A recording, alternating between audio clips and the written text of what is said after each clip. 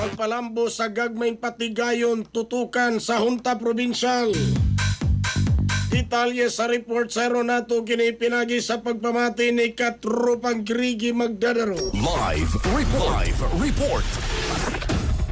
Yes, kito kay karon ni Vice Gobernador Glenn Anthony Soco o yung mga sakop sa Hunta Probinsyal na bukas sila na kini karon pagtabang yun sa mga gagmay nga mga patigayon o negosyo loko probinsya Sugbo na mas mulambo pa ang ilahang panginabuhian kini subay usab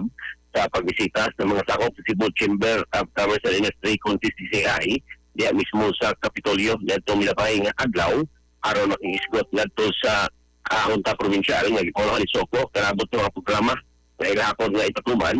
atol sa ipaigayon o ipaigayon nga businessman lakip sa na toki mo ni ang karang pagtabang usab ngadto sa mga gagmay nga patigayon gumikan kay Kiputyag ni Soco gagawin niya nga mausap kini ang lagway pod sa ato ang mga ginagmay negosyante dito mismo sa kalusuran na hinaot siya nga unta sila makitambaya ngadto sa CCI usab talabot dinhi aron matabangan sila nga unta mas ulambo pa ang iyang negosyo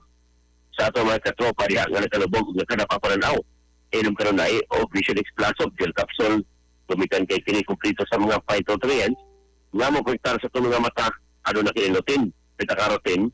vitamin A o zeaxanthin alang sa Pilipino para sa Pilipinas, yung katropa Gregi Magdadaro, XFM News. XFM report.